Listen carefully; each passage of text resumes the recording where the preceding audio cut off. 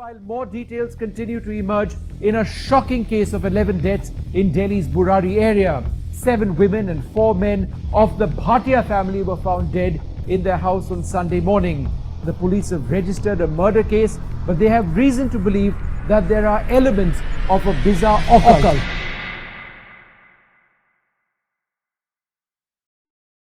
अभी आपने जो न्यूज़ देखी, it was about a mass suicide which was happened in Delhi's Burari area. 1st July 2018. Delhi के संत नगर के बुराली इलाके में एक फैमिली के 11 मेंबर्स की डेड बॉडी पाई गई. या इट वाज अ सुसाइड, पर शायद इसे हैपेंड कहना गलत होगा, क्योंकि ऐसा हो सकता है कि that family executed their own death. ये सुसाइड होने के बस 2-3 दिन बाद से ही लोगों ने बहुत तरह की थ्योरीज बनाने शुरू कर दी, और उनमें से सबसे ज़्यादा पॉपुलर थ्योरी ये है कि this family was following a satanic cult. If you don't know what a cult is, then तुम ऐसा कह सकते हो कि a cult is a group of man और पीपल जो एक अलग भगवान पे विश्वास करते हैं, और मैक्सिमम केसेस में इनका ये भगवान कोई सुपरनैचुरल एनर्जी या सुपरनैचुरल पावर नहीं, बल्कि खुद एक पर्सन होता है. और ऐसा ही एक पर्सन था Charles Manson, the brain of Manson family.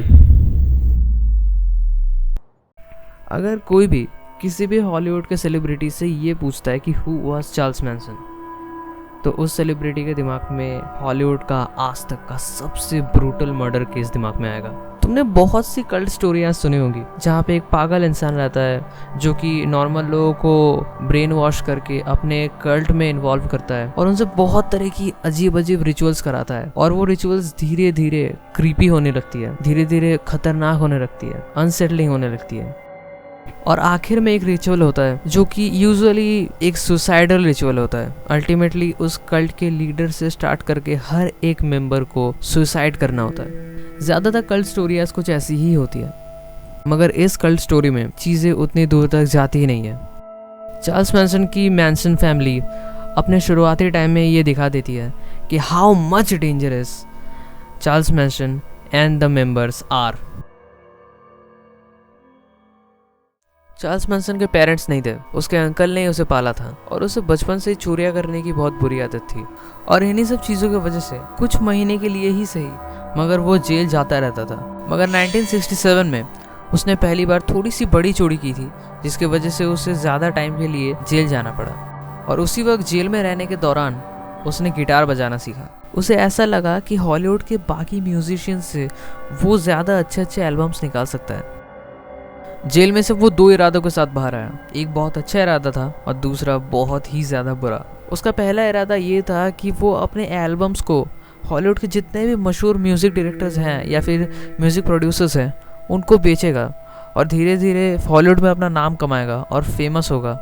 और कहीं ना कहीं ये चीज़ें बहुत जल्दी सच होनी भी शुरू हो गई. और वही पे उसका दूसरा इरादा, जो कि एक बुरा इरादा था, उस पर भी उसने काम करना शुरू कर दिया. उसने अपना खुद का एक कल्ट, या फिर उसकी भाषा में कहे तो अपनी एक फैमिली तैयार की. उसने अमेरिका के अलग अलग शहरों से जवान लड़के और लड़कियों को इकट्ठा करना शुरू किया जिनकी उम्र 20 साल से कम थी, और उन्हें अपने फैमिली का या फिर कह सकते हैं कल्ट का मेंबर बनाना शुरू कर दिया. वो ऐसे लोगों को अपने कल्ट का मेंबर बना रहा था जो कि बिल्कुल उसकी तरह थे, जो कि डिप्रेस्ड थे, जो कि सोसाइटी से बहुत ज़्यादा तंग आ चुके थे, जो एक नया सिस्टम चाहते थे, अल्टीमेटली जिनकी सोच बिल्कुल उसकी तरह ही हो. वो कई तरीके से लोगों को अपने कल्ट का मेंबर बना रहा था. उसने अपने फीमेल फॉलोअर्स को ये कह रखा था कि जितने हो सके मेल्स को अपनी तरफ अट्रैक्ट करके इस कल्ट में शामिल कर लो.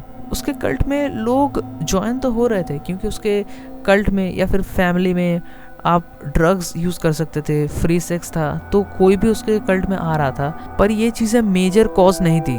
असली काम चार्ल्स मैनसन खुद कर रहा था। वो लोगों के ब्रेन वॉश कर रहा था, लोगों को एक थ्योरी दे रहा था, जैसे कि बाकी सारे कल्ट के यानी ज्यादातर कल्ट के लीडर्स करते हैं। वो लोगों को ये कहकर कन्विंस कर रहा था कि आगे जाके दुनिया खत्म होने वाली है, फ्यूचर में कोई इंसिडेंट होगा जिसमें कि गोरे लोग और काले लोगों के बीच में लड़ाई होगी और धीरे धीरे ये लड़ाई एक बड़ा रूप ले लेगी, जिससे कि पूरी दुनिया खत्म हो जाएगी, या फिर कह सकते हैं पूरी दुनिया के 70% लोग, 70% आबादी खत्म हो जाएगी और बची रहेगी सिर्फ 30% आबादी। और चार्ल्स मैनसन लोगों को ये बता रहा था कि वो इस डिस्ट्रक्शन से लोगों को बचा सकते हैं अगर वो लोग उसके फैमिली को या फिर कल्ट को ज्वाइन करते हैं। तो उसका प्लान ये था कि इस डिस्ट्रक्शन के दौरान वो और उसकी पूरी फैमिली किसी एक सेफ जोन में जाके छुप जाएगी, और जब ये पूरा वॉर, ये पूरा सिचुएशन धीरे धीरे ठंडा होगा, तब वो लोग इस दुनिया में आएंगे और बचे कुछ लोगों को एक राह दिखाएंगे, और वो ही फ्यूचर में इस दुनिया को कॉन्क्यर करेंगे, इस दुनिया पर राज करेंगे। और सबसे हैरान करने वाली बात ये थी कि लोग स्टूपिडली इन चीज़ों पे विश्वास कर भी रहे थे और उसके फैमिली को या फिर कल्ट को ज्वाइन भी कर रहे थे बहुत लोग। और इसी बीच उसका जो पहला प्लान था कि वो एक सिंगर बनेगा, एक म्यूज़िक डायरेक्टर बनेगा, इस प्लान पे उसने अपना पहला कदम रखा। उसका बाकायदा एक एल्बम रिलीज़ हुआ जो कि उसके मैंशन फैमिली में, मैंशन कल्ट में बहुत ज़्यादा पॉपुलर हुआ। वहाँ के लोगों ने उस एल्बम को बहुत ज़्यादा पसंद किया। उसका फर्स्ट एल्बम ही इतना ज़्यादा सक्सेसफुल हुआ कि वो अपने पहले इरादे को लेके और ज़्यादा सीरियस हो गया, और ज़्यादा सपने देखने लगा कि वो एक बहुत बड़ा सिंगर बनेगा, कि बहुत बड़ा म्यूज़िक डायरेक्टर बनेगा और हॉलीवुड में अपना नाम कमाएगा। और इन्हीं सपनों के साथ वो अपने और भी एल्बम्स लेके हॉलीवुड के और भी बड़े म्यूज़िक डायरेक्टर्स, सॉन्ग राइटर्स के पास गया उसके एल्बम्स को रिलीज़ करवाने के लिए। बट अनफॉर्चुनेटली उन लोगों ने उसके एल्बम्स को रिलीज़ करवाने से मना कर दिया, इनकार कर दिया, और कह दिया कि उसके ये एल्बम्स रिलीज़ करवाने के लायक ही नहीं है। और यही बात चार्ल्स मैनसन को बहुत बुरी लगी, बहुत ही ज़्यादा बुरी, इतनी बुरी कि उसके अंदर का साइकोपैथ जाग चुका था।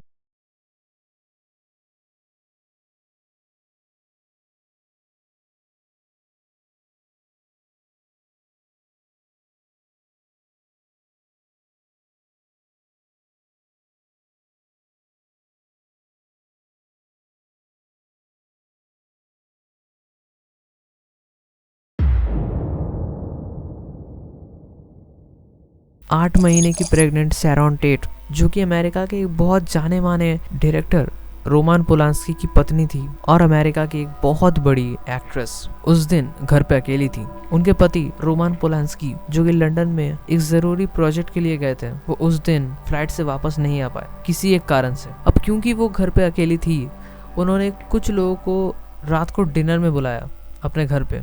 उस रात उस घर में कुल 6 लोग थे, क्योंकि शैरॉन टेट ने डिनर के लिए और 4 लोगों को बुलाया था। एक है अमेरिका के एक बहुत बड़े राइटर, और साथ ही साथ उनकी गर्लफ्रेंड भी आई थी, और अमेरिका के एक मशहूर हेयर स्टाइलिस्ट भी आई थी, और उनके बॉयफ्रेंड भी आए थे। और साथ ही साथ बदकिस्मती से एक 18 साल का लड़का भी उस घर में आया था उस रात, क्लीनिंग के किसी काम से। उस वक्त रात के 8:30 बज रहे थे। सारे लोग एक साथ बैठे थे, एक दूसरे के साथ बात कर रहे थे, गपशप कर रहे थे। उन्होंने एक साथ डिनर भी किया। इनफैक्ट शैरॉन टेट ने उस लड़के को भी बुला लिया था डिनर पे, क्योंकि उस वक्त रात भी काफ़ी हो गई थी और शैरॉन टेट को लगा कि इस वक्त उसका घर जाना सही नहीं होगा। तो शैरॉन टेट ने उसे रोक लिया और उसे डिनर पे रख लिया। और उसके बाद वो सारे लोग सोने भी चले गए। वो लड़का भी गया, क्योंकि उस वक्त वो रात को घर जाने वाला था नहीं, तो उसे भी एक रूम दिया गया सोने के लिए। सब कुछ सही चल रहा था, सब लोग सो रहे थे शांति से। मगर अचानक करीब 11:45 के टाइम पर अचानक से छत की तरफ से कुछ टूटने की आवाज़ आई और सारे लोग जाग गए। वो आवाज़ काफ़ी ज़ोर था। घर के सारे मेंबर्स जाग चुके थे और सब लोगों ने अपने अपने रूम के लाइट्स ऑन कर लिए थे चेक करने के लिए कि बाहर क्या टूटा, किस चीज़ की इतनी ज़ोर से आवाज़ हुई। सारे लोग अपने रूम से बाहर गए थे सिवाय शैरॉन टेट के, एज शी वॉज प्रेग्नेंट। इसलिए उन्हें मना कर दिया गया कि उन्हें इस हाल में बाहर नहीं जाना चाहिए, और वो बेड पे ही थी अपने रूम में ही। वो आवाज़ थी अपस्टेयर्स के दरवाज़ों के टूटने की, जो कि चार्ल्स मैनसन के 4 मेंबर्स ने तोड़ा था, क्योंकि वो उस घर में आए थे शैरॉन टेट को मारने के लिए। उन 4 पर्सन्स ने ऊपर का ये दरवाज़ा इसलिए चूज़ किया क्योंकि हो सकता है कि नीचे वो लोग डिनर कर रहे हो उस टाइम पर भी और दरवाज़ा खुलते ही वो पकड़े जाए। इसलिए उन्होंने चूज़ किया कि अपस्टेयर्स के दरवाजे से वो घर में घुसेंगे और उन्होंने कुछ ऐसा ही किया। उन्होंने वो दरवाज़ा तोड़ा और घर के अंदर घुस आए, मगर उस आवाज़ से जो मेंबर्स घर के अंदर जो गेस्ट थे वो सारे बाहर आए।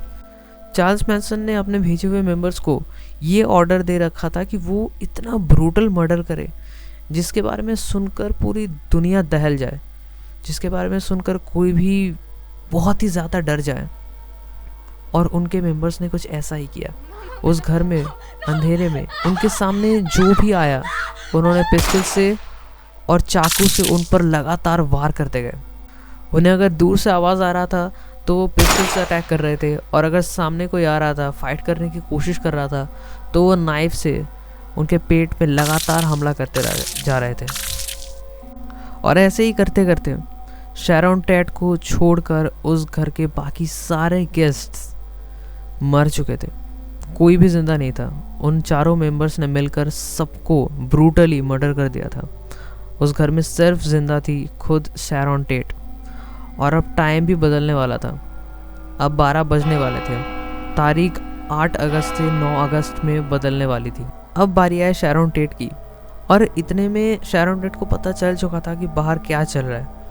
वो बहुत ज़्यादा डरी हुई थी, बहुत ज़्यादा सहमी हुई थी, और अपने रूम में किसी भी तरह वो छुप के बैठी हुई थी। मगर चार्ल्स मैनसन के मेंबर्स ने आखिरकार उसे ढूंढ निकाला अपने रूम में। शैरॉन टेट उन चारों लोगों के सामने रो रही थी, जिंदगी की भीख मांग रही थी, गिड़गिड़ा रही थी कि उसे छोड़ दिया जाए। इनफैक्ट शैरॉन टेट उनसे ये पूछ भी रही थी कि उसने उनका क्या बिगाड़ा है या फिर उन्हें अल्टीमेटली क्या चाहिए। वो उनसे ये भी कह रही थी कि शी वॉज प्रेग्नेंट, उसे छोड़ दिया जाए। और सबसे हैरानी वाली बात है कि जो 4 मेंबर्स चार्ल्स मैनसन ने ये ब्रूटल मर्डर करने के लिए भेजे थे, ये चारों मेंबर्स मैन नहीं थे। They were not male, they were female. वो चारों ही लड़कियां थी। बट इसके बावजूद भी वो खुद लड़कियां थी, ये होने के बावजूद भी उन्होंने शैरॉन टेट को नहीं छोड़ा। उन्होंने शैरॉन टेट को मारा, और जब तक वो तड़प के मर नहीं गई उसके सामने चारों बैठी थी। वो भीख मांग रही थी उसकी ज़िंदगी की कि उसे बचा लिया जाए। बट शैरॉन टेट को वो लोग मरते हुए देख रहे थे, और 5 मिनट तक वो तड़प के जब मर नहीं गई तब तक वो वहीं पे बैठे थे। और एट लास्ट जब फाइनली उन्हें ऐसा लगा कि उनका काम हो चुका है तो वो उस घर से निकल गई। और अगली सुबह सिर्फ हॉलीवुड ही नहीं बल्कि पूरे अमेरिका के लोग शॉक थे। उन्हें ये विश्वास नहीं हो रहा था कि शैरॉन टेट अब नहीं रही, कि उनका अब मर्डर हो चुका है। अगले पूरे दिन तक पूरे अमेरिका की मीडिया इसी चीज़ को लेके बात करती रही, और अगले दिन सारे लोग, अमेरिका के हर एक लोगों के मुंह में इसी न्यूज़ के बारे में बातें चल रही थी। बट उसके अगली सुबह एक और ख़तरनाक न्यूज़ सामने आता है। यानी जिस रात शैरॉन टेट की मर्डर की न्यूज़ आई उसके ठीक अगले ही रात और 2 लोगों का मर्डर हो चुका था। चार्ल्स मैनसन ने ही करवाया था, और वो थे अमेरिका के एक बहुत बड़े बिजनेसमैन लीनो और उनकी पत्नी रोजी मैरी का। यही 2 थे वो विक्टिम्स। 8 अगस्त और 9 अगस्त इन 2 दिनों के ही 2 रातों में कुल मिलाकर 8 मर्डर्स हुई थी। चार्ल्स मैनसन ने अपने 8 विक्टिम्स को मौत के घाट चढ़ा दिया था। जब पुलिस ने इन 2 केसेस पर इन्वेस्टिगेशन करना शुरू किया, पुलिस ने एक बात इन्वेस्टिगेट करने के दौरान कॉमन देखी, और वो कॉमन बात ये थी कि सारे विक्टिम्स के घर के मेन दरवाजे पे उन विक्टिम्स के ही खून से पिग्स लिखा हुआ था। इन्वेस्टिगेशन शुरू होने के 6 महीने बाद चार्ल्स मैनसन पकड़ा गया, उसे अरेस्ट कर लिया गया।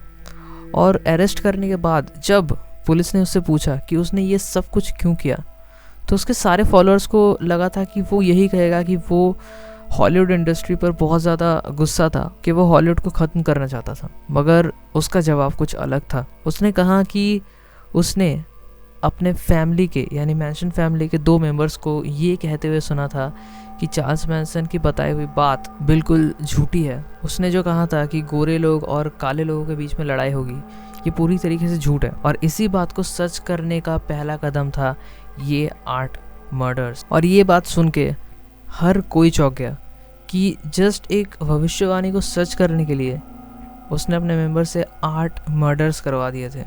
अरेस्ट होने के बाद कोर्ट ने चार्ल्स मैनसन को उसकी बाकी ज़िंदगी जेल में गुजारने की सज़ा सुनाई, और आखिरकार this fucked up man died on 19th November 2017 at the age of 83. Alright guys, video यहीं पे खत्म होती है। और वेट, वीडियो को बंद मत करो। मैं तुम्हें लाइक और सब्सक्राइब करने के लिए नहीं कहूँगा, वो तुम्हारी मर्जी है। अगर वीडियो को अच्छा लगा हो तो ही लाइक करना, और अगर तुम्हें लगता है कि मुझे सपोर्ट करना चाहिए तो ही सब्सक्राइब करना। बट जो बात मैं तुम्हें कहूँगा वो है शेयर और कमेंट करना। यस, जितना हो सके इस वीडियो को शेयर करो अपने फ्रेंड्स के साथ, अपने फैमिली मेम्बर्स के साथ।